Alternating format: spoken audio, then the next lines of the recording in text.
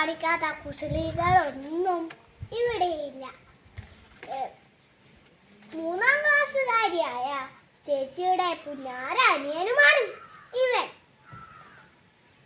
പക്ഷേ ഇവൻ എന്ത് കുസൃതി കാണിച്ചാലും അച്ഛനും അമ്മയും അവനെ ഒന്നും പറയില്ല. ഒരു ദിവസം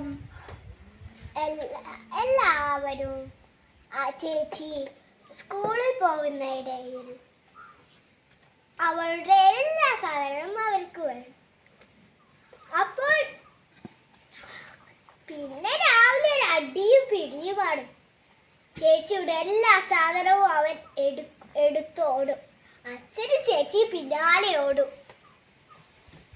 അപ്പോൾ എങ്ങനെയോ അപ്പുകൂട്ടനെ പിടിച്ച് ആ സാധനങ്ങൾ വെക്കും.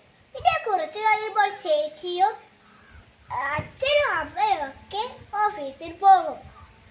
അപ്പോൾ മുത്തശ്ശിയും അപ്പുകുട്ടനും മാത്രമാണ് ആ ലോകത്തുള്ളത്, അവൻ്റെ കൊച്ചു വീട്ടിൽ. ഒരു ദിവസം അവയും അമ്മൂമ്മയും അപ്പുകുട്ടനും പുറത്തിറങ്ങി കളിക്കുകയായിരുന്നു. അപ്പോൾ അപ്പുകുട്ടൻ ഒരു പൂമ്പാറ്റയെ പിടിക്കാൻ ഓടുകയാണ്. അപ്പോൾ അതാ അവിടെ കട്ടുറുമ്പ് നിരന്നു പോകുന്നു. അപ്പോൾ അവൻ അതിനെ ചവിട്ടിപ്പോയി. അപ്പോൾ അവൻ അറിയില്ലായിരുന്നു അത് ചവിട്ടിയിട്ടാണ് കടിച്ചതെന്ന്. അപ്പോൾ അവൻ കടിച്ചു. അപ്പോൾ അവൻ ഓടി വന്ന് മുത്തശ്ശിയോട് പറഞ്ഞു, മുത്തശ്ശി എന്നെ എന്തോ കടിച്ചു. അപ്പോൾ അവന്റെ കരച്ചിൽ കേട്ട് മുത്തശ്ശിക്ക് സഹിച്ചില്ല. മുത്തശ്ശി നോക്കിയപ്പോൾ ഒരു കട്ടുറുമ്പായിരുന്നു കടിച്ചത്. അപ്പുകുട്ടന്റെ കാല് നല്ലോണം വീങ്ങിയിരുന്നു. അപ്പോൾ അമ്മൂമ്മ തുളസി ഇലയും കൂട്ടി അപ്പുകുട്ടന്റെ കാലിൽ വെച്ചു. പിന്നെ അവൻ ഉച്ചയോടും കഴിഞ്ഞ് ഒരു മയക്കത്തിലായിരുന്നു. അപ്പോൾ അവൻ ഒരു സ്വപ്നം കണ്ടു. അവനെ കട്ടുറുമ്പ് വലുതായി കടിക്കുന്നത്. അവൻ ഉറക്കത്തിൽ നിന്ന് കരഞ്ഞു. അമ്മമ്മയായ ശബ്ദവും കേട്ട് കിടപ്പുമുറിയിലേക്ക് വന്നു. അപ്പോൾ അപ്പുകുട്ടനെ എണീപ്പിച്ച് എന്താ മോനെ എന്ന് ചോദിച്ചു. അവനൊന്നുമില്ലാന്ന് പറഞ്ഞ് വൈകുന്നേരമായപ്പോൾ ചേച്ചിയും എത്തി. ചേച്ചിയോട് അവർ പറയാൻ കുറേ കാര്യങ്ങളുണ്ടായിരുന്നു. എന്നെ കട്ടുറുമ്പ് കടിച്ചു എന്നൊക്കെ പറഞ്ഞ് അവൻ സമയം കൂട്ടി.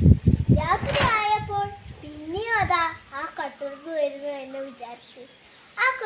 എന്നെ കടിച്ച കട്ടുറുമ്പാണെന്ന് വിചാരിച്ച് അവൻ ചെരുപ്പെടുത്തതിനെ തള്ളി. അത് ചത്തു. പിന്നെ അമ്മ പറഞ്ഞു, എന്തിനാ മോനെ അതിനെ കൊന്നത്? അതെന്നെ കടിച്ചിട്ടാ അമ്മേ. നീ എന്തെങ്കിലും അതിനെ ചെയ്ത് കാണും, അതുകൊണ്ടായിരിക്കും നിന്നെ കടിച്ചത്. അതാണ് നിന്നെ കടിച്ചതെന്ന് നിനക്ക് എങ്ങനെയാ അറിയുക? അപ്പൊ അമ്മ പറഞ്ഞു. അപ്പൊ കുട്ടനൊന്നും പറഞ്ഞില്ല. അമ്മ പിന്നെയും പറഞ്ഞു, നീ നമ്മൾ ഓഫീസിൽ പോകുമ്പോൾ എത്ര കരയാറുണ്ട്, അത്ര തന്നെ ആ കട്ടുറുമ്പിന്റെ മകനും കരയില്ലേ?